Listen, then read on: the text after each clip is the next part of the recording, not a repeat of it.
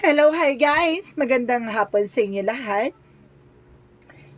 This is Chin Rodriguez from Asagadi Channel, a faith healer, also mata reader. So ngayong hapon na ito, ay tignan natin na nagsasabihin sa inyo ng ating mga gabay. This is a weekly gabay for the month of December 15 hanggang December 21 for the sign of Capricorn. So Capri, welcome to my channel. Ano kayang messages, advices, and spirit guides ang ating masasaga for today's video? Kanino kayang energy or kaganapan sa buhay ng mga Capricorn ang ating mahagilap? So guys, this reading is a reading namang hindi lahat makaka-resonate. Kunin lamang po makaka-relate sa inyo and comment down below kung kaninong energy ang ating nasagap. And of course, don't forget to like and subscribe my channel and hit notification bell for more videos update. And of course, maraming salamat po sa mga walang sawang pagsuporta sa aking channel, lalo na hindi nag-skip ng ads. Naway pagpalain po kayo ng Diyos at Megapat, siksik tiglig na gumapaw man ng balik sa inyong biyaya. So, come on. Eto na, ang mensahe sa iyo ng ating mga gabay for the month of December 15 hanggang December 21 for weekly gabay. Angel Spirit Messages, give me information. Shuffle lang tayo ng tatlong shuffle kasi na-shuffle na to guys. So, i-shuffle lang natin siya para at least damang-dama. Char. Versa damang-dama.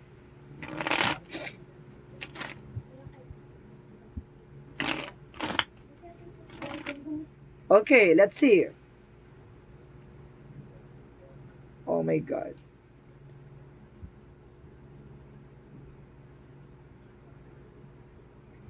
Okay, Angel Spirit Guide, please give me information. Anong kaya kaganapan sa buhay ng mga Capricorn ang ating mahagilap na naman? And because there's a two of wands. So, ibig sabihin dito, there's a two-part, no? There's some information na there's some direction na kailangan mapag-isipan. So, there's a, parang nagkakaroon ka na ng pag-alinlangan or something na, kumbaga, doubt, no? Parang, kumbaga, nagkakaroon ka ng indecision dito. So, let's see what is additional messages.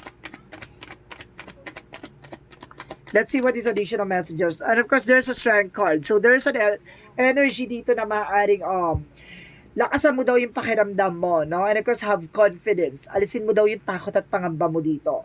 Kumbaga, ang strength card kasi is, kumbaga, a warrior, no? And of course, sinasabi dito na, kailangan mong lakasan ang pakiramdam mo para malaman mo kung anong direksyon ang, kumbaga, magiging tatahakin mo, parang ganon.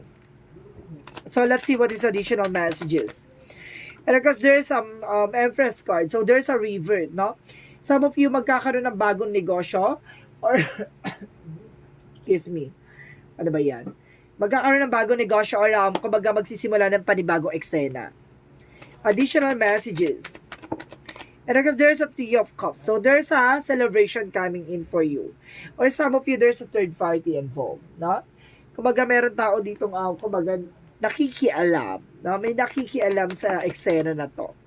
And of course, there's a Knight of Swords. So, ibig sabihin dito, there's an anxieties and deception and stress na maaring ay stress ka dito. At nagkakaroon ka talaga ng sleepless nights. So, let's see what is additional messages. Or something fear. No? Nakakaramdam ako ng fear dyan.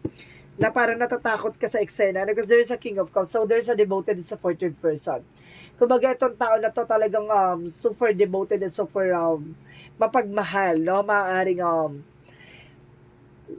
okay, let's see, parang may nasense ako dito, there's a gayuma, no? Parang there's a third party involved. Hindi ka makatulog kasi that because of maaaring yung person mo, no? Parang nagbago.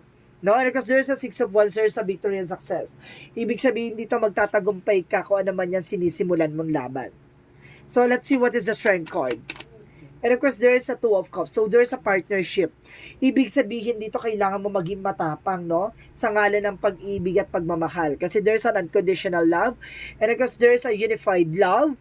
And of course, there's a deep soul connections. And of course, there's a lovers. No? Talagang meron talaga dito about sa love life ng dalawa. And of course, there's an information by the Eight of Wands. So, there's a fast communication, fast movement. No? Kumaga magkakaroon dito ng email or something messages or something information na parating sa'yo, no? At magdadala sa bagong eksena. So, let's see what is the Three of Cups. And because there's a Six of Swords, there's a transition na makakalis ka na rin sa sitwasyon, no? Maaring unti-unti ka nang makakabangon dito. No? At unti-unti mo nang malalaman yung mga bagay-bagay o yung kasagutan sa iyong katanungan. So let's see what is the Knight of Swords. And of course, there is a death card. See, there's an ending and a new beginning. Or the death card represent an end. Now, there's a Knight of Swords. Kumbaga, nagkakaroon ka dito ng sleepless night or something. Kumbaga, maaring natatakot ka, no? Kumbaga, sinasabi dito, maaring may mga karamdaman ka na. Kumbaga, gusto nitong tao na to mawala ka sa mundo. No? Or else, meron ditong gumawa sa'yo ng, kumbaga, negativity talaga. No, kaya ka nagkakaroon ng sleepless night, something fear, or some of you, kumaga, talagang nahihirapan kang sa pagtulog, para kang nagkakaroon ng something takot, parang ganon. So, let's see what is the King of Cups. And of course, guys, there's Palace of Swords. So, ibig sabihin dito, parang nakakulong yung person mo sa isang situation, no? Parang there's a backstabbing na nangyari. And of course, there's a Palace of Cups. So, there's a happiness. Kumbaga, gumawa ka ng, ng hakbang na alam mong makakatulong sa'yo. Kasi there's a Palace of Cups na there's a happiness coming in for you. Makukuha mo tong hustisya na to. No? Kumbaga, magtatagumpay ka. So, let's see what's the third card. And of course, the Two of Cups. And there's a judgment. So, there's a wake-up call. No? Parang ginigising ka sa katotohanan dito na you need to pay attention. No? Kailangan mong kumilos, kailangan mong gumalaw, kailangan mong magdesisyon. So, let's see what is the Empress and the Eight of Wands. And because there's a Page of Cups. So, there's an intuition, no? Kumbaga, there's some messages coming in for you by your dreams, intuition, inner voice. So, ibig sabihin dito, binibigyan ka na ng senyales or something babala ng ating mga gabay gamit ang spiritual, no? Kumbaga, there's an, kumbaga, may sign na hinahatid sa'yo by angels number, synchronicities, or something, dreams, intuitions, daydream, kumbaga, patalasin mo ang iyong kumbaga intuitions or inner voice, no? Let's see what is the Three of Cups and of course the Six of Swords. And of course, guys, there's some King of Coins. So, ibig sabihin dito, there's some information na kumbaga, there's a secure, no? Kumbaga, pangalagaan mo daw yung finances mo, no? Maging maingat ka at of course, magbabago na ngayong sistema. So, let's see what is the Knight of Swords and of course the Death card. So, there's a Temperance. So, there is a time to heal. Ibig sabihin dito, kailangan mo ng, kumbaga, there's a divine intervention. May paalala sa iyo yung divine na you need to do something healing session. No, kailangan mo ng medication dito or something spiritual, no? Spiritual healing. Kasi there's an information dito na may ginawa sa iyo talaga, no? So, let's see what is the King of Cups and the Palace of Swords. So, there's a Queen of Wands. So, there's a, kumbaga, okay, there's a mature person na gumagawa sa'yo. Mas may edad sa itong person na to. So, let's see what is additional messages for the outcome.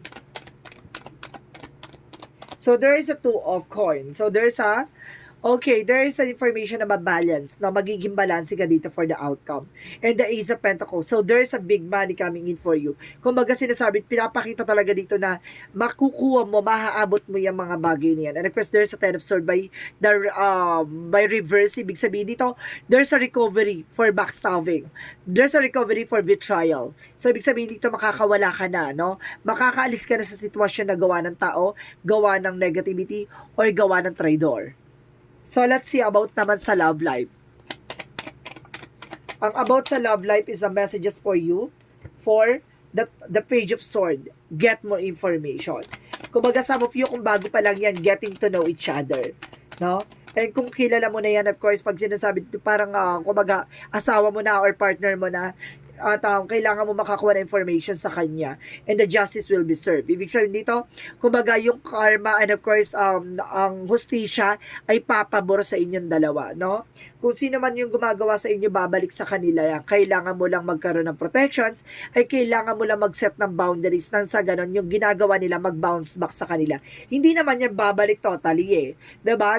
Kumbaga gagawa ka pa rin ng paraan para bumalik sa kanila yung eksena na yan. Diba? Kasi there is an information by the justice. Kung ginawa ka ng spiritual, ang kailangan magbalik dyan yung spiritual. No? So, let's see about naman sa health. Okay. Okay, there is a Hangman. Oh my goodness. Maaring lutang ka, 'di ba? Maaring hindi ka makakilos, hindi ka makagalaw. No, maaring nahihirapan ka ngayon kumbaga you're feeling isolation, you're feeling entrapment.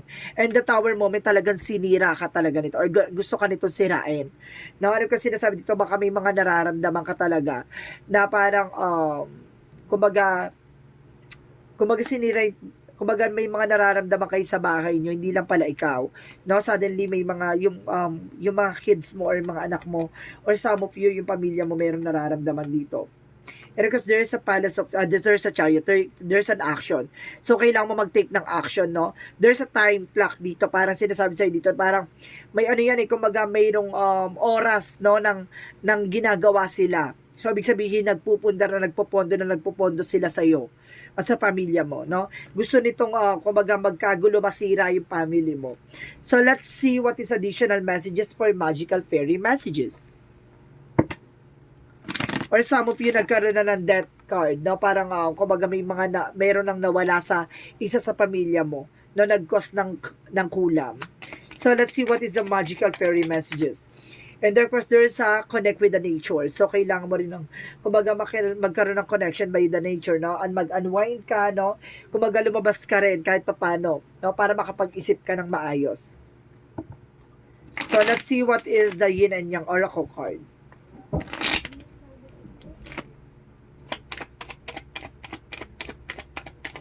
Let's see what is the yin and yang oracle card. And there is an attraction, there's an hat, no? Kumbaga parang feeling nyo parang ang init-init ng sitwasyon or something. Parang maraming nanginginit sa katawan nyo. And of course, there's a close of guarded, protectionan mo kung ano man ang eksena mo. And of course, there's a shadow side by the moon card. So see, there's a truth reveal. Malalaman mo kung sino itong gumagawa sa'yo ba, either gusto ko i-clear out, no? Kung sino tong gumagawa, it's relatives, an ex, or something of family related, kumbaga, or kapitbahay ba to? Kamag-anak, gano'n? Give me an information, guys. So, there's a palace of wands. So, ibig sabihin dito, get sa pamilya. There's a palace of wands. So, there's a burden. And of course, there's a queen of cups. Now, there's a mother figure. Now, there's a mother figure. And of course, the 10 of coins. So, ibig sabihin dito, kumbaga, kamag-anak. There's some inheritance, no? Parang ganon. Kumbaga, parang, mayroong, kumbaga, may something na parang lukso ng dugo or something na parang family related, no? Or something na kamag-anak. Or malapit na kamag-anak, parang ganon. Or something na, kumbaga, related lang sa'yo. So, let's see what is additional what is additional messages for the Moonology. Ano ang pinaka-additional messages? Let's see what is the Moonology.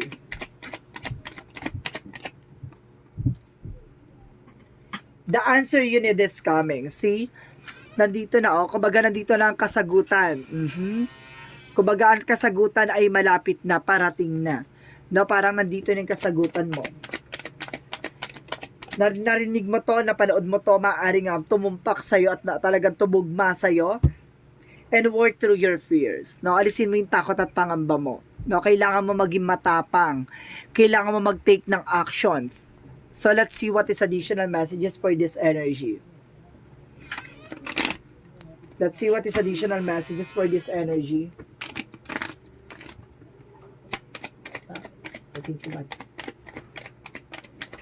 Okay. Sinasabi dito, there's a door to the spirit, no? Kumbaga bukas ang pintuan about sa spirituality. 'Di ba? Parang binibigyan ka na ng message or something information na you need to take an action, and there's an anxiety, no? Talaga may anxiety and something stress dito. No, kumbaga na-stress ka, nahihirapan ka sa pagtulog. Kumbaga may something behind your back. So let's see what is Archangel Michael. Anong chika sa inyo, Archangel Michael, no? Archangel Michael. Okay, thank you. One more card for additional. Okay, another more kung meron pa. Okay, wala na. Okay, sinasabi dito, detach from this situation, no?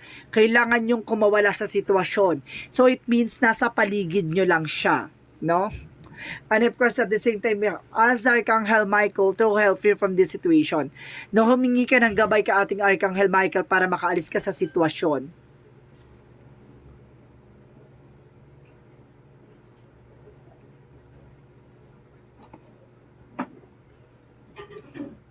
So let's see what is additional messages for the chakra.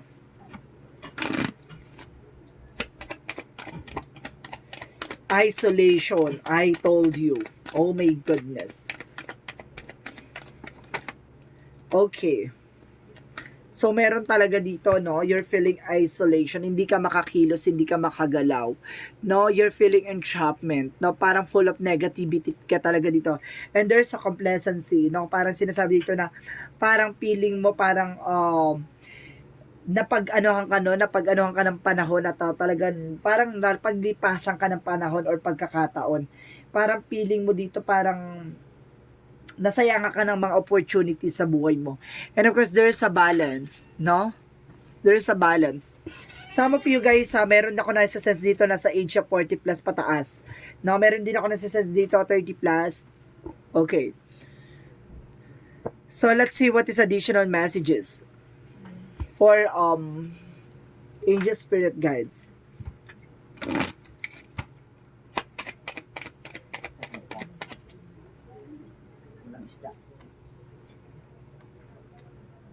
There's a forge, don't follow. So, ibig sabihin dito, there's a pave a new path, no? Be leader and you wish you had, no? Kumbaga sinasabi dito, pamunuan mo. Kailangan mo mag-take ng action. Kasi kung hindi ka mag-take ng action, walang mangyayari sa sitwasyon.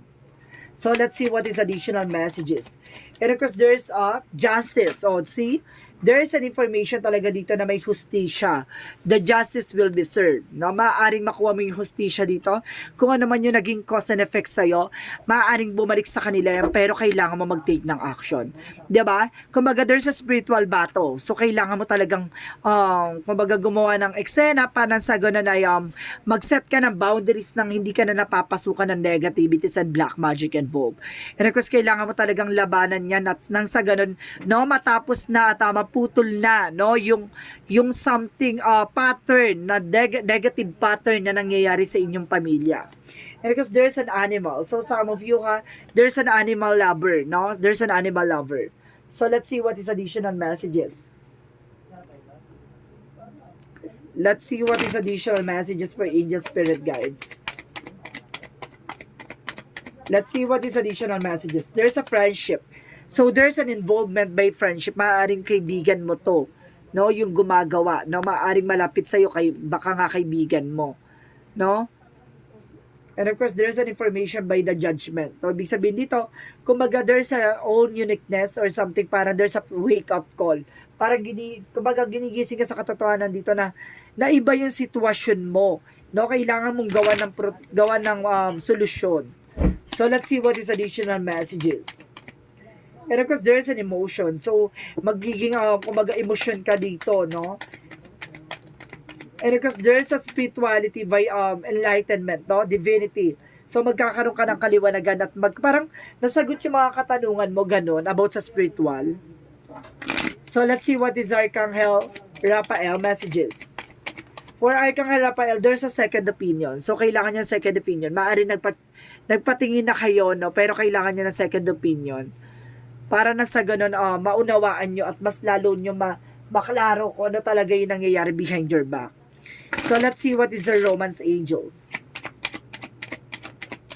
And getting to know each other. So, some of you, kung may mga bagong relasyon, kumbaga kailangan nyo kilalanin muna, no? Bago ka sunggab na sunggab.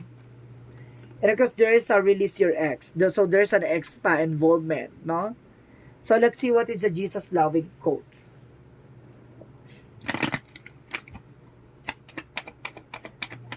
So, okay. So, sinasabi dito with the Jesus-loving quotes,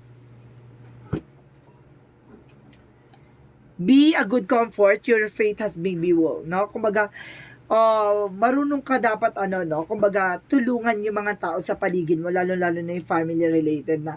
Kumbaga, kailangan ng tulong mo. No? Yung buong pananampalat at buong tiwala, no? At, kumbaga, sinasabi sa'yo dito, kailangan mo maging tapat, no? At, kumbaga magtiwala sa nangyayari sa inyo. So, let's see what is the angel's number. Angel's answer, sorry. So, mag-isip ka guys sa magiging katanungan mo, no? So, guys, mag-isip ka na kung anong gusto mo maging tanong. Nandito ang kasagutan. There's an angel's answer. Bibilang ko ng 3. Kailangan nakapag-isip ka na, okay? 1, 2, 3. Okay, nakapag-isip na? So, let's see. Angel's answer, give me an answer for their question.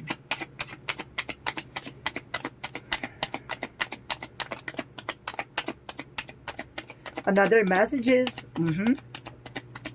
Another messages. Okay, thank you.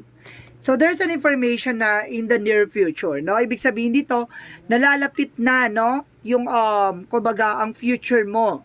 Or something yung magiging possibility or, kumbaga, future, or destiny mo, parang ganon. And because there's a look for a sign, so kailangan mong makinig sa mga mensahe or messages sa'yo with the angel's number or synchronicities or something na pahiwatig sa'yo, no? Ng ating mga gabay. So, let's see what is the angel's number. Let's see what is the angel's number.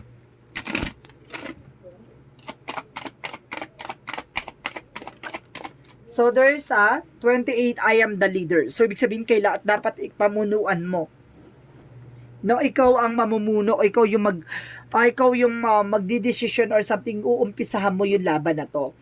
In an effort to accomplish great things, you recognize the value of working with others. You make a capable, compassionate leader who can bring people together and drive in a team towards achievement. So, ibig sabihin dito, kaya mong pamunuan at kaya mong, kumbaga, mapagtagumpayan yan, di ba? Kumbaga, malakas ang loob mo at kumbaga, kayang-kaya mo talagang maging pinuno, no? At kayang-kaya mo talagang maging, kumbaga, mapasunod, no? Yung mga tao sa paligid mo. Kayang-kaya mo yung magawa. No? Para nang sa ganun, matapos na yung problema pinagdadaanan nyo. And of course, there is a unity. So, may pagkakaisa. So, kailangan talaga ng pagkakaisa dito, guys. Today, I bring my attention into the present moment where I become one with the inner light. As I make these conscious connections, I find myself centered in my heart and begin to glow with my own divinity.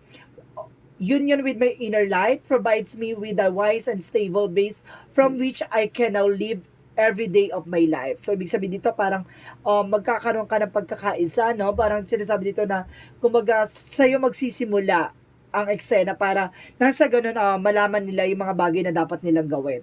Kumbaga, magkakaroon talaga ng connection dito with the heart, no? Kailangan nasa puso talaga yung pagiging leader mo.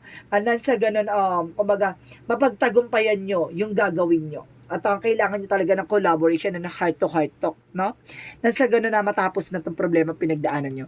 So, this is the weekly gabay for the month December 15 hanggang December 21 for the sign of Capricorn. So, Capri, maraming salamat for your wonderful reading. So, once again, this is Chin Rodriguez from my Esagari channel, a faith healer o Zamata reader. Maraming salamat po sa inyong lahat, lalo-lalo na sa mga walang sawang pagsuporta sa aking channel, lalo-lalo na hindi i-skip ng ads na way pagpalain po kayo ng Diyos at may kapal. Siksik, liglig, nag-uumapa o manumbalik sa inyo.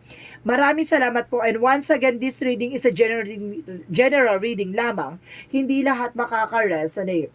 Kunin lamang po ang makaka-relate sa inyo and comment down below kung kaninong energy ang ating nasagap. Maraming salamat po and see you in the next video. Bye-bye and babush!